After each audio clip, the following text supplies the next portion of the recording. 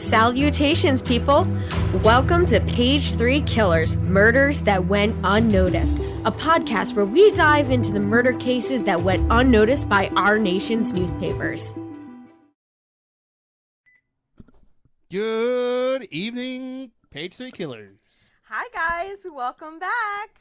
Murders That Went Unnoticed, Episode 1, Season Deuce. Yes. Did you think we would make it to Season 2? No. I didn't think we'd make it to Episode 2, to be 100% honest. Yeah, it was a little rocky of a start. So, thanks, guys, for tuning back in. I know it's been 2 weeks since our last update, and so we've been hard at work over those 2 weeks, making some content that you guys can enjoy. No, we haven't. We've been lazy. Listen, I've been busy. I have 50 episodes planned out. Yeah, we haven't recorded any, though. Yep, this is the first one for Season 2. And we're going to start off good with a really interesting case right out of Seattle. I enjoyed... I didn't live in Seattle. I lived near Seattle. I liked it. Yeah. You used to, take the ferry in, right? And just walk around? I was right across the bay. Yeah. So you might know a little bit more of this city layout than I do or anything like that. I mean, it's been a while. Been a while? I probably couldn't tell you a single street in Seattle other than, I could probably randomly guess a street name. Yeah. Because it's a city. So I'm assuming there's probably a Broad Street. There's probably a First Street. Maybe a Patterson. Yeah, probably a Washington. Every city has a Martin Luther King Boulevard now. Yeah. All right, so the topic of this week's episode is going to be the Seattle Jungle Killer, a.k.a. His other nickname is the Seattle Shoelace Slasher. I kind of like those. Hold on, what was that first name again? The Seattle Jungle Killer. I see a problem. Why? There's a distinct lack of jungles in Seattle. Well, the jungle that they're referring to is the homeless encampment. That's what it was called. So why not call them the Seattle Homeless Encampment Killer? That sounds better. Well, they had already. It was the name that the street name for that encampment area. It was called the Jungle because it was the law of the jungle there. You know. What do they call the homeless encampment in Philly? Down on Kensington. So. Like Kensington and Allegheny, running into L. Oh my gosh, what is? It's like the zombie land. That's probably what they're calling it. Honestly, it's probably what they're calling it. I really don't know if they have a nickname for it. It's just we're not cool and hip like Seattle. It's just Kensington and Allegheny. Everyone just knows what that means. Yeah, everybody's like, oh yeah, Kensington. Oh. K and A. Yeah. Yeah, where you just have all the people just drugged out on crack and heroin and just zonking on the just chilling underneath the L. Yeah. Yeah. Those the videos are just a lot of people have seen those. Yeah. So Seattle's a rough city to be homeless in. Yeah. It is. It doesn't get terribly cold. They have that nice Pacific Ocean next to them. Yeah. How often does it rain in Seattle? 250 days a year. Shoot. It's actually this. I found this out. It's the second most rainiest city in America. Really? Yeah. What's the first? I can't remember. Seattle is overcast the most and is the second rainiest. Okay. I want to say somewhere in Colorado, somewhere where I wasn't expecting it. Yeah, I have a friend that moved out to Colorado, and I think she posted something on Facebook about it being very rainy. There's one area in America that gets more rain by 2 days a year on average. And also, when I say rain, I mean downpour? No, it drizzles. Drizzle. Florida. No, it Florida, rains almost every day in Florida. It's a downpour every day in Florida, though. Oh, yeah. It's the exact opposite. Maybe it's Florida. Maybe there's a place in Florida where it rains more often. Yeah. All I don't right. know. Anyway, we got killers to talk about. Yeah. So before we move into our topic and our news and stuff, we just have a couple of shout outs for our patrons on Patreon. So real quick, thanks to Chelsea Hargrett and Stacey Fragale. Thank you guys for donating on Patreon. And if you guys out there, other listeners, feel like you want to donate to your favorite podcast, you can join us on Patreon and become one of our prime suspects. Or if you don't want to donate, just like, share, and subscribe. It's a Yeah. nice, easy, and free way to help us out. Yeah. You could also send some comments. Or comment, yeah. Constructive criticism only. Don't just say you don't like my jokes. Yeah. We get it. I'm not funny. Yeah. Move on. Last season we did have some people call out some inappropriate jokes that were made, and that they, didn't enjoy that content. Then don't listen. Exactly. We are not chaining you to your chair and forcing you to listen. So now let's move into our news. And so this happened around 1997, 1998. So since it happened at the end of one year, beginning of the other, I decided to just combine them. Sorry guys, we got a notification on our computer. So I decided to pick a little out of each year, and you go with those. Ooh, I just listened to someone on the Heaven's Gate. Yeah, so let's not jump ahead, babe. Oh, I'm sorry. Well, this really wasn't news. The .com bubble was going on. Yeah, We were in the middle of the .com bubble, but no one knew it yet. Yeah, which was the 1995 to 2000. So. It's basically where a bunch of websites that didn't have a product or valued way beyond what they should have been, and as a result, people lost a lot of money when people realized that. Yeah. That's all. All right. So and then we had Heaven's Gate. Yeah. So March 26th in San Diego, California, 39 Heaven's Gate cultists commit mass suicide at their compound. In Nikes. In Nikes. They all had the exact same pair of Nike sneakers on. Yeah. And this was that guy. He was like... he was a nut job from Texas. And he was from he was in an institution. Yeah, and right? that's where he met his partner. Yeah, she was a nurse at said institution. He claimed that he was there visiting a friend in future interviews, but turns out he was just a patient. Yeah. And then he went around. His marketing plan was he would go around to church groups and try and convince people that he was the second coming of Jesus. Really? No joke. That was his marketing plan. Now, how did they kill themselves? Was it poison? Yeah. Okay, so it wasn't like Kool-Aid or anything. But no, Kool-Aid was Jim Jones down in South America. That's a really interesting Open and knock. Case. That's George that Jones. Thing. That what was it? Jonestown? Yep. Or Johnstown? It was Jonestown. Jonestown. The guy's name was Jim Jones. Oh yeah, right, Jim Jones. Now, October 27th, we have the stock market around the world crashes due to a global economic crisis scare.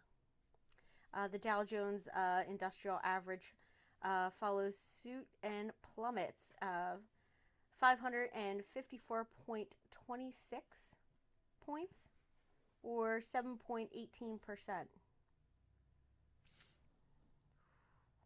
So the point loss exceeds the loss from Black Monday, which I believe is the 1987 stock market crash. Yeah.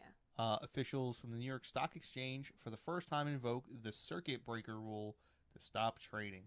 Circuit breaker rule, really quick and simple, is they literally, you're not allowed to trade on the stock exchange. They shut it down, and it triggers so they can't lose any more than 10% in a day. It doesn't really help, because literally the next day, it just starts all over again. Yeah. But the only thing it does stop is it stops large institutional trading that's done through computers. Okay. That's what it's really designed to stop. Because it turns out, like, it happened at one point again in the 2010s, somewhere around there, where there was a computer glitch that started selling off stocks by accident, and then the other computer saw it selling off stocks, and they started selling off stocks, and, like, for literally no reason, just a line of code was wrong. The stock market lost like 10% of its value in an hour. Damn. That's crazy. All right. So then we got the news for 1998. So we have the January 26th Lewinsky scandal. On American television, President Bill Clinton denies he had sexual relations with former White House intern Monica Lewinsky. This was literally just the news. This was everything. This was it. This was the only thing that was focused on forever. Like, you don't have Julio Castro in here. Was Julio Castro in 1999? He had to be 1999. I think he was the later half. I only did the first half of 1999. Fair enough. Yeah. Or 1998. Yeah. Or what's his name? I forget his name now. I thought it was Julio Castro. The guy who... The little kid. No. Oh, no. Free, Elia. Elian Castro. Yeah. Yeah, that was the later half. So January 27th, following that January 26th, U.S. First Lady Hillary Clinton appears on the Today Show, calling the attacks against her husband part of a vast right-wing conspiracy. It's always a conspiracy, isn't it? With her, it is. Yeah. I'm sure someone... Do you mean I wiped it down with a towel, or... Someone suicided themselves after that one. They unalived. Yeah. Yeah. Now, on March 4th, we have a big thing for the gay rights.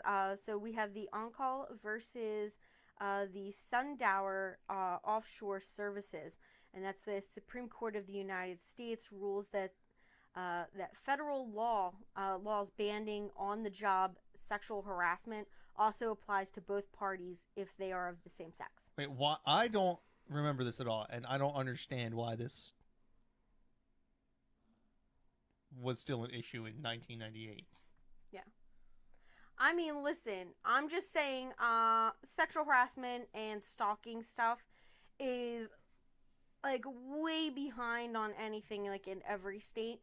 So I'm not that shocked that the laws hadn't yet recognized same-sex partners and stuff like that in. Well, that's not even what that's saying. That's I don't know. Yeah. I'm assuming that most banning on-job harassment applies to both parties.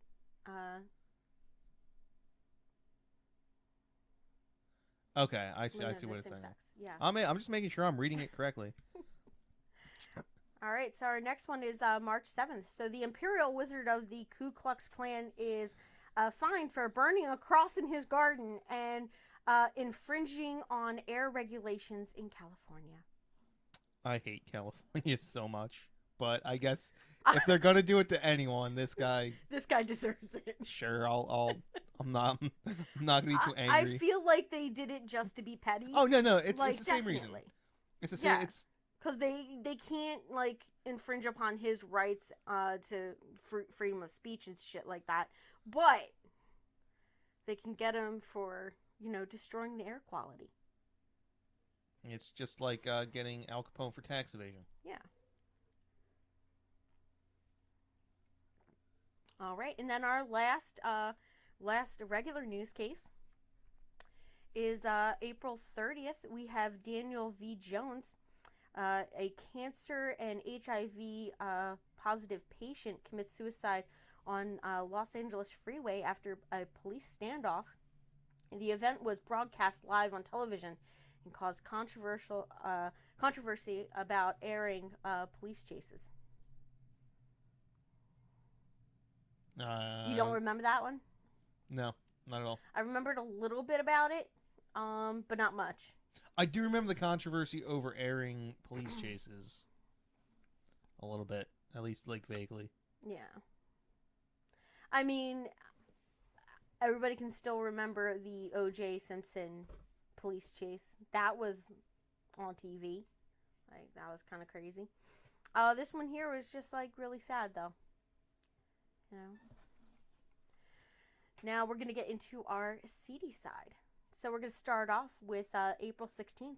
We have Houston socialite Dolores Angleton is murdered, drawing suspicions on her estranged husband, Robert. His brother, Roger, confessed to the crime, and the investigation reveals that Robert had amassed a fortune through illegal betting. Yeah. On January 2nd in Denver, Colorado, Timothy McVeigh is convicted on 15 counts of murder and conspiracy in his role in the 1995 Oklahoma City bombing. I feel like we discussed that one before. Yeah, we've talked a little bit about that. I mean, because like those. There was a lot of a lot of moving parts on that one. Yeah, so like there was at different points I think we talked about when he was executed, and then I know we talked about when he was like arrested. The other guy, Terry Nichols. Yes, definitely. We did talk about Terry Nichols. Now, on July 15th, we have spree killer Andrew Cunanan? Yeah, Cunanan. Shoots fashion designer Gianni Versace to death outside of his Versace's Miami Beach, Florida residence. Yeah, I remember this one. This was big news. Yeah. And I believe he started up here towards the north, and then he worked his way down. And he just killed a couple of people, but the real notable one was Versace. Which is kind of crazy. Now, on October 1st, we have Luke Woodham walks into Pearl High School in Pearl, Mississippi, and opened fires, killing 2 girls after killing his mother earlier in the morning. This was pre... Yeah. Pre-Columbine. Yep. I mean, Columbine's not long off, though. After that, I think that was 98. It was 99. 99? Couple years. Yeah. And then on October 4th, we have the Lomas Fargo bank robbery. So that's the second largest cash robbery in U.S. history. It netted $17.3 million, mostly in small bills. That occurred in Charlotte, North Carolina. Charlotte. Love Charlotte. No, you've never been to Charlotte. Oh, Charlotte. No. You've been to Charleston. Charleston. Oh, and that's South Carolina. Yeah. Charlotte, North Carolina. So if all the bills were small, wouldn't everyone know which ones they stole? Everyone else has got normal-sized bills. No, babe. It means that they stole the small denomination. So it was ones, fives, 20s, 50s, maybe? Seems like too much work. Just give me the hundreds. That's a lot. It's heavy. 17.3 million. I'll take it. I want it in gold bullion. I can melt it. Would that be heavier than paper though? Yeah, because you can print quadrillions of dollars on paper. It doesn't matter. Paper is infinitely big. Yeah. Yeah, an FBI investigation eventually results in 24 convictions and the recovery of 95% of the stolen cash. Which isn't too bad. I mean, 95% of $17.3 million that it was recovered. I wonder what happened to the rest. Yeah, it's less than $1 million. Probably spent it. Then the people that took it probably spent it, or a little went missing to line the pockets of the people that found it. I don't know. Now, October 30th is our last one for the 1997. In Newtown, Massachusetts, British Ampere Louise Woodward is found guilty of the baby shaken death of 8-month-old Matthew Eppin. What is a British Ampere? She's a nanny. Why not just call her a nanny? Um, Because she's an Ampere. She's an Ampere, yeah. Well, I think like an Ampere is more like a live-in nanny, whereas like a nanny Gotcha. is somebody that comes in and gives childcare and then leaves. Was this the first time someone was convicted of this? I'm not sure if it was the first time, but it was kind of a big deal. I know it's the first time I remember hearing anything about it. Yeah, no. There was a string of, in fact, like there's some things going on right now about the doctor that basically usually was like the main person that testified in like Australia or something for shaken baby deaths, and it is looking like this person just like straight up lies about a lot of stuff, and a lot of the convictions are being questioned. I just saw a documentary on I think it was on Netflix about it, it's really weird. So who knows? Now for our 1998. I've got only two, so here we go. On February 14th, the Department of Justice announces that Eric Robert Rudolph is a suspect in the Alabama abortion clinic bombings. I don't know enough about this to see the guy who did it. I don't believe he is. He was a suspect. He didn't do it, though. Now, March 24th, we have teenagers Mitchell Johnson and Andrew Golden open fire on classmates during a fire drill, killing 5 and injuring 10 at the West Side Middle School in Jonesboro, Arkansas. Oh yeah, this they pulled the pool station. No, it was a fire drill, right? Yeah. Yeah, never mind. I know this was like this must have been later. Nah, 98 seems about right, where people would pull people were scared because if you pulled the fire like a pool station, then you would literally just have rows of kids filing out a single door. Yeah. And if you wanted to kill them all, you would just. Yeah. That's crazy. And I think this is what prompted that, because I remember it being a big deal in middle school. So. Yeah, and I try not. We're not going to be political about gun laws or anything like that when we talk about this. So we're just going to move on before anybody wants to argue about some of that stuff. Well, there's only me and you, so I don't know who's going to argue. Like our fans. Like we don't want to. We're not trying to be political or anything. We can't stop them from arguing with their devices. True, but we're not going to put our opinions in on that. So just to give you guys some background information of our case, so we're going to finally get in there. Now, this guy was captured. His name is Dwayne Lee Harris. He was born in 1963. Now, he went by a street name. Now, you're going to love his street name, babe. You're going to love it. Chilly Willy was his street name. Chilly Willy? Chilly Willy. It's that cartoon penguin. Oh, I know who Chilly Willy is. Yeah, from 1953. Now, newspapers dubbed him the Seattle Jungle Killer and the Seattle Shoelace Slasher. And like I said, he was active between 1997 and 1998. So now we're going to roll right into his victims. I want to know what his conversations in jail were like. Like what do you mean? Like, hey man, who are you?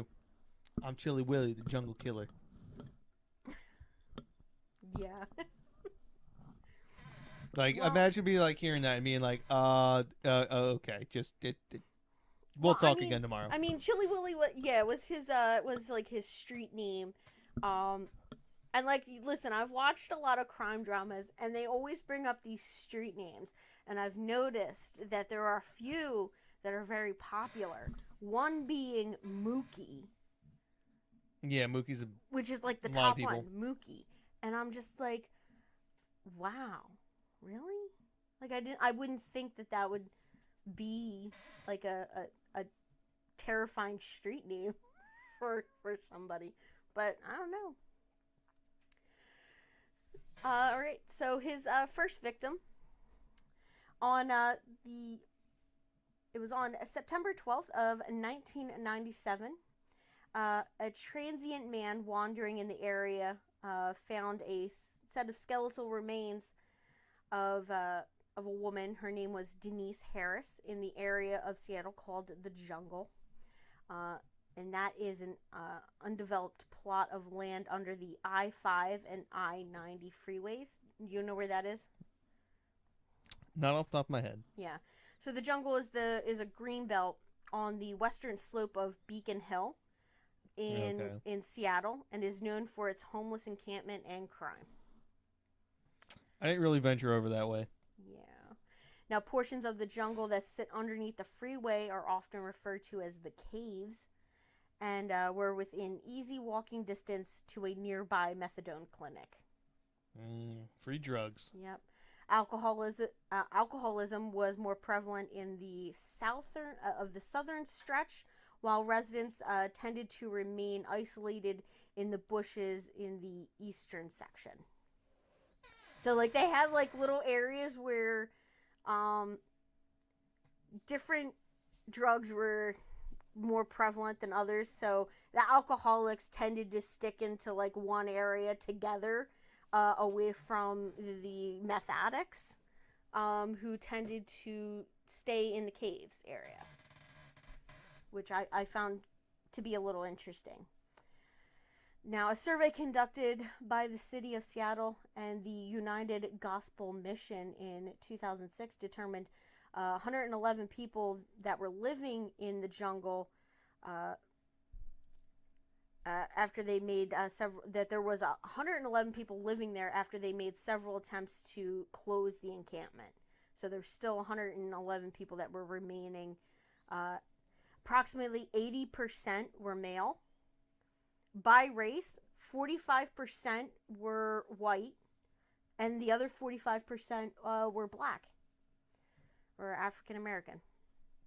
Now, a large-scale sweep in January of 2020 counted 30 people among 75 partial abandoned tents and other makeshift structures. So it varied. Yeah, it varied. I even found like one account, and it was really interesting. They were like, oh yeah, there was like this one drug dealer that just ran like an entire section of the jungle. And it was literally just a bunch of little tents set up around a big, huge tent, which was like where he would sell his drugs from. And they would just like, they would go there, get their drugs, and then they would go back to their own individual tents. That seems smart. Yeah. It's like the Walmart of drugs kind of thing. Big box store. Or Costco. Costco of the jungle. Yeah. All right. So, Denise's wrists and ankles had been found bound with her own shoelaces. Some of her clothes had been removed, and her bra had been stuffed in her mouth. And now, at the time of her death, she was 42 years old. In Dwayne Lee Harris's description of how he met Denise, he alleged that he met her on First Ave in downtown Seattle. Dwayne said that he was with an accomplice at the time of her death, and indicated that they ganged up on the woman and strangled her to death with a belt. Now, afterwards, they could not find anybody that matched the description of who he said was with him.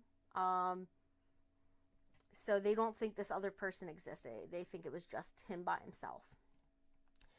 Now, after they were sure that she was dead, he left her in the jungle. I'm sure if you throw someone in one of the tents, like, just nobody will go and check it out. Yeah, no. But yeah, so he was like in like this little brush area, and I watched an ID channel special on this. It was super interesting. And so where they found her body, there was like a tree that had like nails in it. I don't know why, but they had like a can impaled on like some of the nails. It was really like it, you know, No, I don't know. just Tell me. ridiculous stuff. You know, and it was just like it was sort of like behind some tents, but not not too close to where everybody was. But I'm just in my head. While watching, I was thinking like nobody smelled anything, but I guess they're too strung out to actually notice anything else. You know, they're just minding their own business. Just Well, you think the place smelled great before that? yeah, probably didn't smell too great anyway. Um, so I don't know. I don't understand how that just happens and nobody knows. But How many homeless people do you think might have been dead as you walked past them in Philly? You have no idea.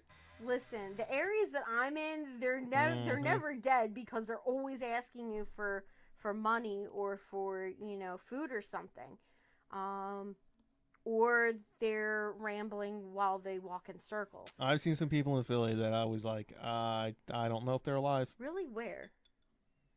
One was right outside the train station. Yeah, yeah, that guy he's still there. Is he dead? No, you're ridiculous. All right, so we have his second victim on February 1st of 1998. Second set of skeletal remains were recovered from behind a business half a mile east from where Denise was found. Now, the medical examiners were able to determine that she had been dead for at least 3 months.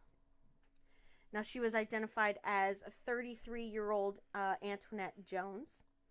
Now, like Denise, Antoinette's wrists and ankles had been tied with her shoelaces, with an additional one wrapped around her neck and like tied in like a little bow.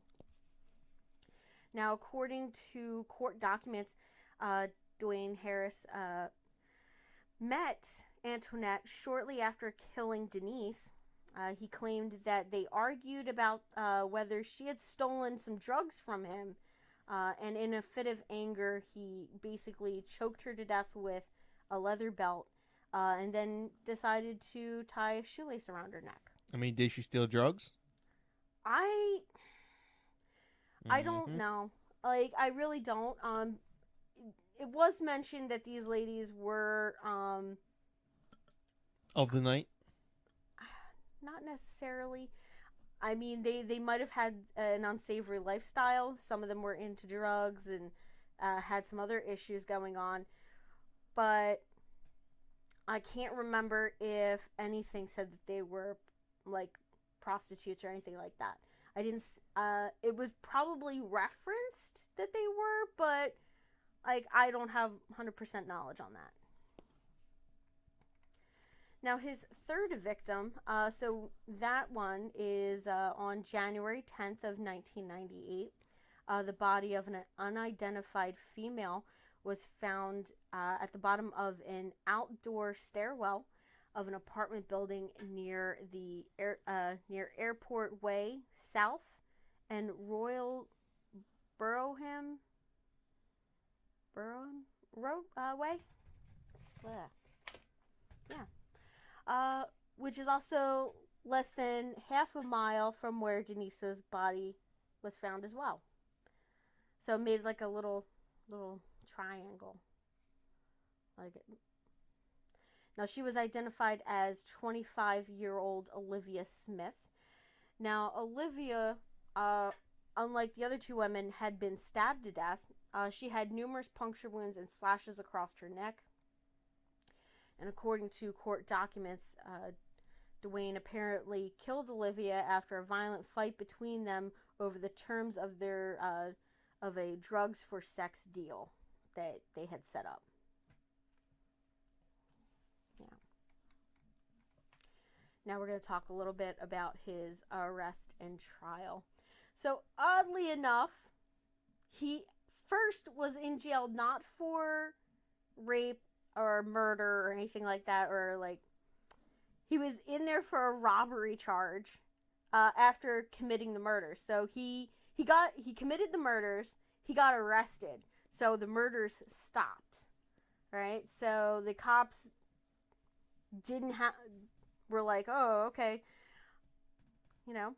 So while in jail in April of 1998, he phones a detective from the jail, and he claims to have information about the death of Denise. I bet you he knows real well. Yeah. So the detectives went out there to the prison to talk to him, and he gives them a name of an acquaintance of his that he says killed Denise. Now, as proof, he offers up evidence that he was there at the time of her death.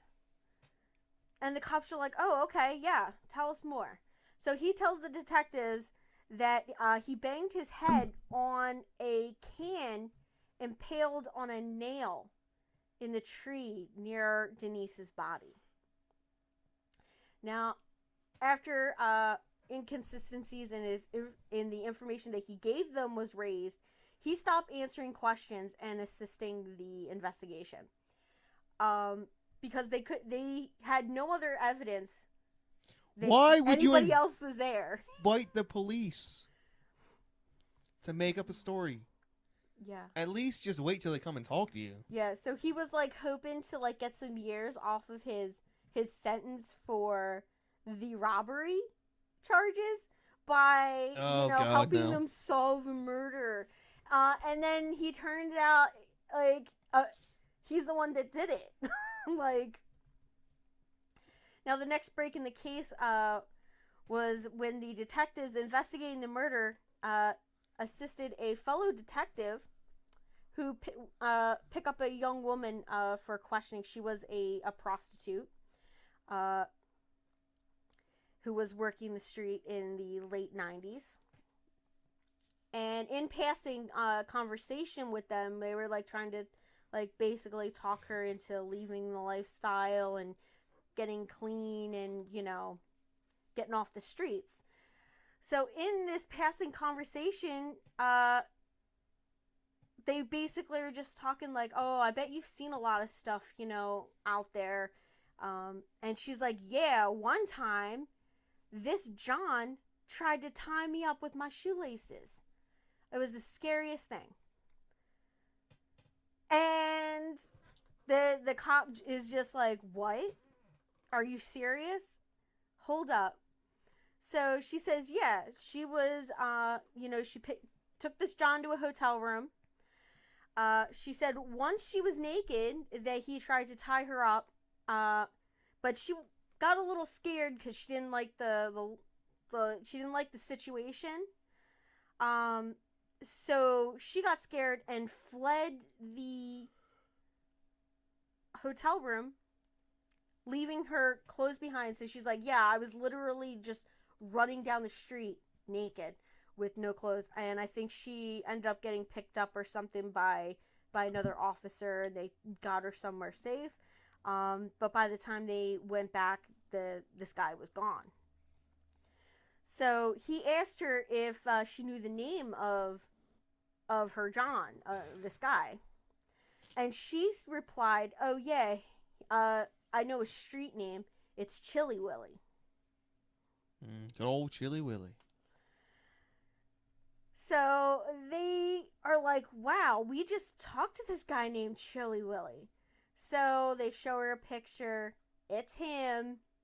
So they're like, "Okay, yeah." So now they got some more information to go on. So they go back and they question him again. And this time he confesses to all 3 murders and that is in May of 1998. You done messed up, Chili Yeah. Willy. He claimed that it was his hobby and that he got a thrill out of committing the acts. But later he recanted, stating that he only killed Olivia, saying, I snapped. I cannot lie. I snapped. I did kill her. That's the God's truth. I don't have to lie about killing Olivia Smith.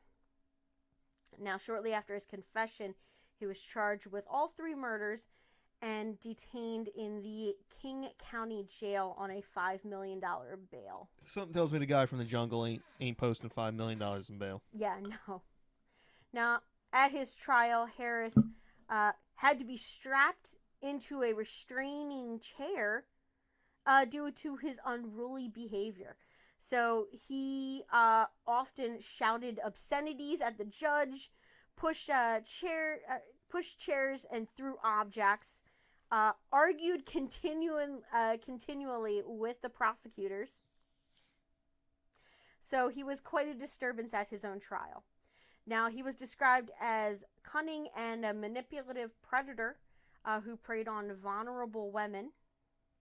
Now, according to his attorney, John Hicks, his only reason for confessing was that he wanted Seattle to recognize there was a serial killer. It's not that he was the killer. It's that he knew that there was a guy out there that was a serial killer, and he wanted everybody to know that there was somebody out there that was killing women. So, yeah. 9 more, mother trucker. Yeah, he's not out there anymore. Now, he was found guilty of all charges in December of 1998 and was sentenced to 94 years in prison, which is basically life for this guy. Now, the jury deliberated the jury deliberations lasted for 3 days before finding him guilty of first-degree murder in the death of Denise Marie Harris, Antoinette Jones, and Olivia Smith.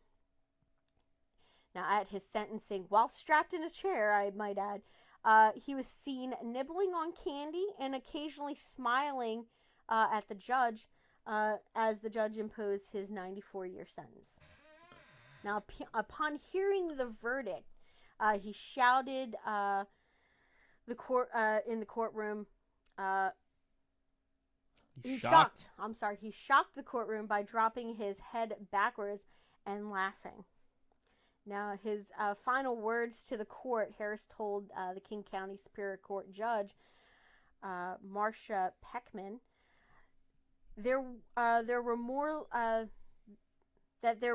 like him out there, and that nobody was safe, even in their own homes and apartments.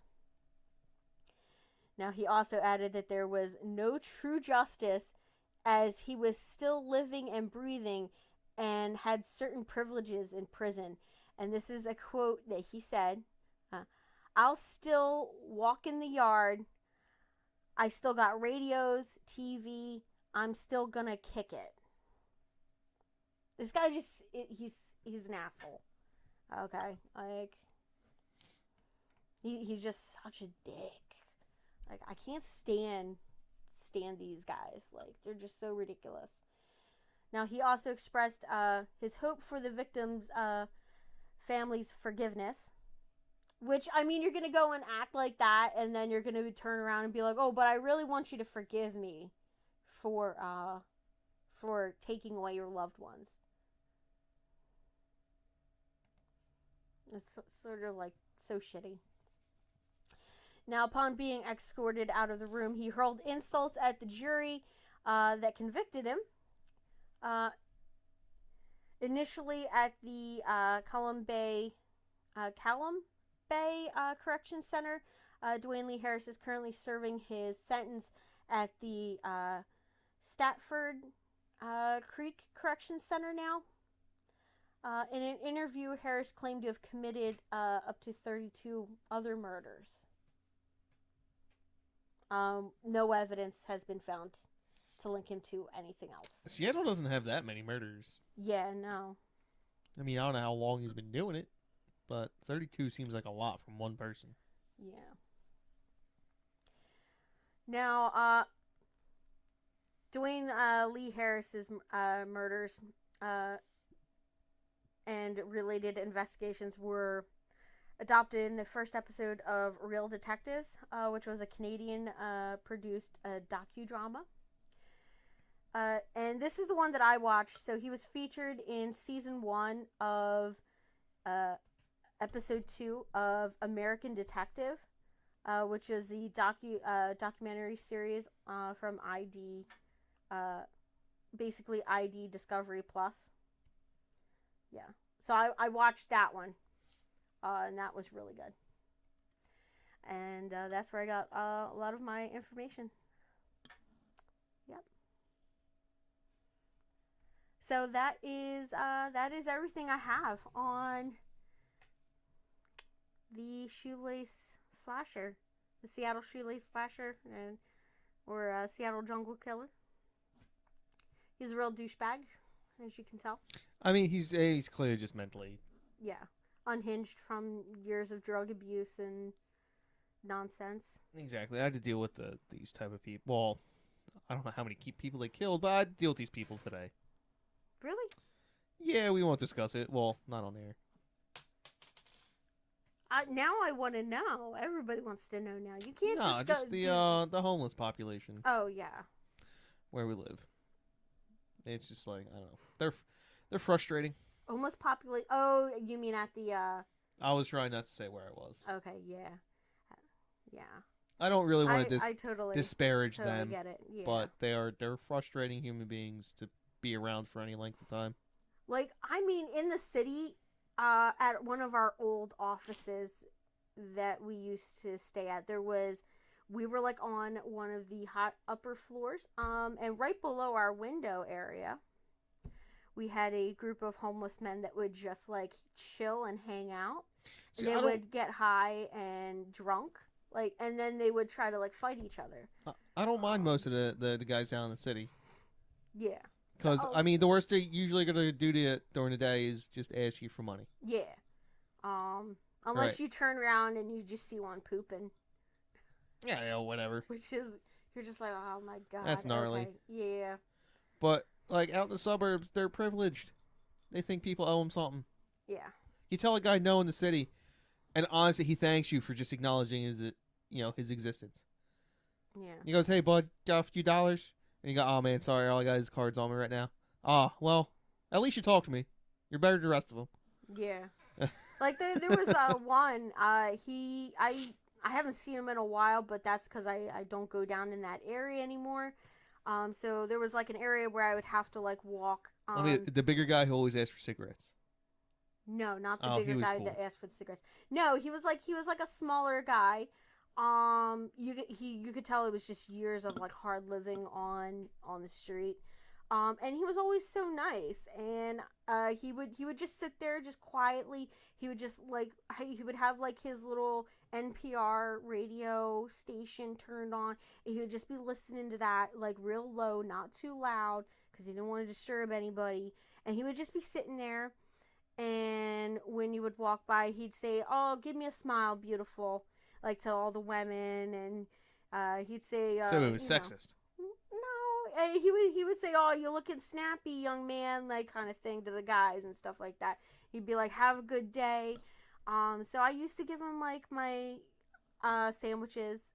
If I had fruit or granola bars on me, I would give that to him. Because I didn't have cash. I usually don't carry cash. In the city. Yeah, no, these people in the suburbs, they brag about all the free stuff they get. Yeah. Just like the people who paid for it. And you're like, shut up. Yeah. Like, you got it. Don't shove it in my face. Yeah. I can't even afford that.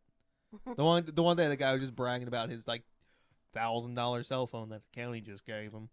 That's ridiculous. I'm like, I can't even afford that right now. They gave him a $1,000 cell phone? Yeah, he had like a brand new iPhone. Bragging about to all of his other guys, all his other buddies. That's so ridiculous. And then he was sitting somewhere where there was free Wi-Fi, so he could use it. Yeah. Well, yeah. Yeah, there's a few of them that just they tick me off because it's not even like you can tell that it's they're not even.